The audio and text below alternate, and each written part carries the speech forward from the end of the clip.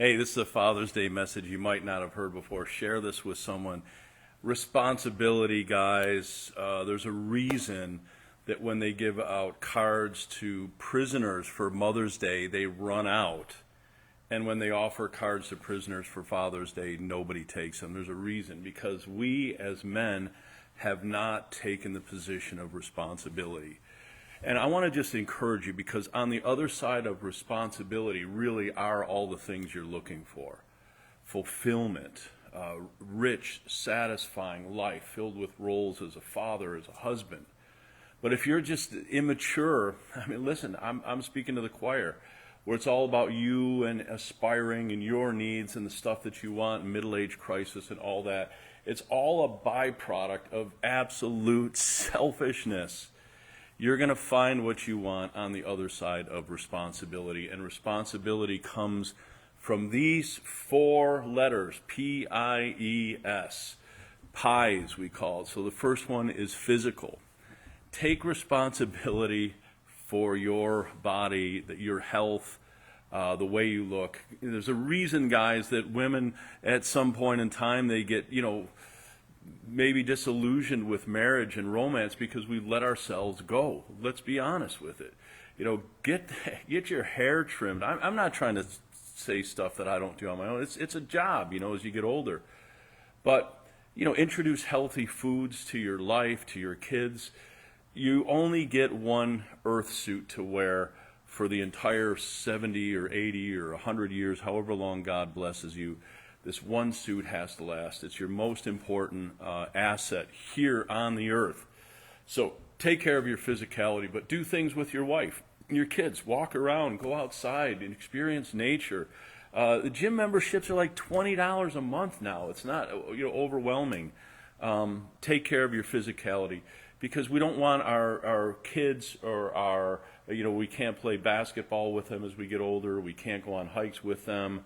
Or God forbid you should have a game changer, a health issue. But also from your wife's perspective, keep yourself in shape, watch that gut, cut your hair, whatever it takes. Buy some good cologne. Listen, I've said this before. Just because you buy $10 cologne and you buy it in a big bottle for $20, that does not make it good cologne. Get some Acqua di Gio. I think that's a great fragrance for older guys. Get rid of things like Old Spice and Cool Water. Throw those things out. Get some, Invictus, some great things out there. So physical. I is the intellectual.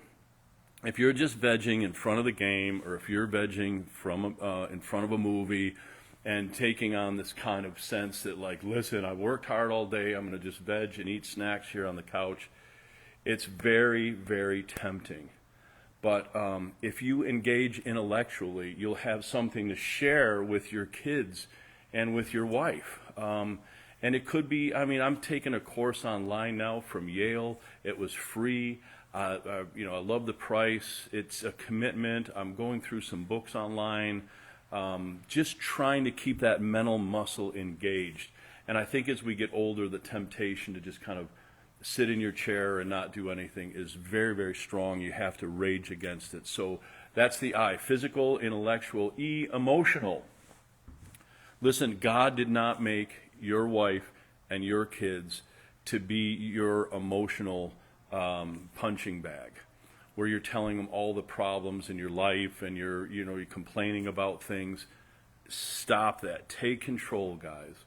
You're here to be strong leader in your family, to really pull your family forward emotionally, and you can't do that by just commiserating all the time. So what does that look like?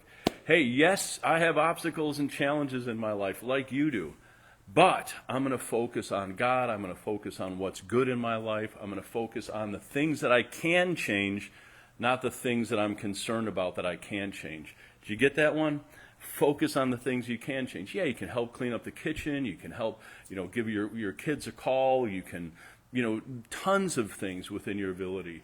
So that's the P, physical, I, intellectual, E, emotional, and then S, spiritual. This is a big one. Guys, don't advocate your responsibility as the spiritual leader of your family. I know this has been bludgeoned by some old school thoughts about men being the head of the household, and I believe there's a lot of truth to that. But take responsibility spiritually. Pray over your kids, whether they're young or whether they're old. Pray over their spouses, your grandkids. Don't just, think about it. If you have to, what I do is and guys, listen, I'm preaching to the choir. I write a list in my cell phone so at least I can kind of go through and remember some things to pray for.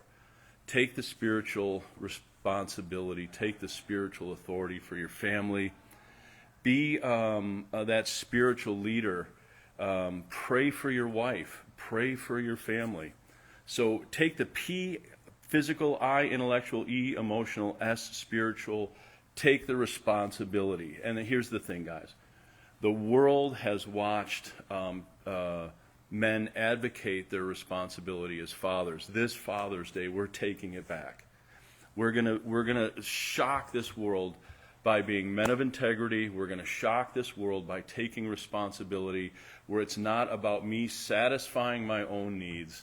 I get it. We're living in a culture that says that. What are my passions? What are the things that I want? Father's Day, there's like ads coming into me all the time about all these things that I get. But what is that? I mean, at the bottom line, this is, it's a cool day, but it's selfishness. Let's turn the thing on its head. This Father's Day, we're going to become men of God. We're going to take responsibility for ourselves, our children, our wives, and our nation. We're going to shoulder that responsibility, and I guarantee you the world will be shocked, and you'll have that rich, fulfilling, rewarding life you were called to have. God bless you this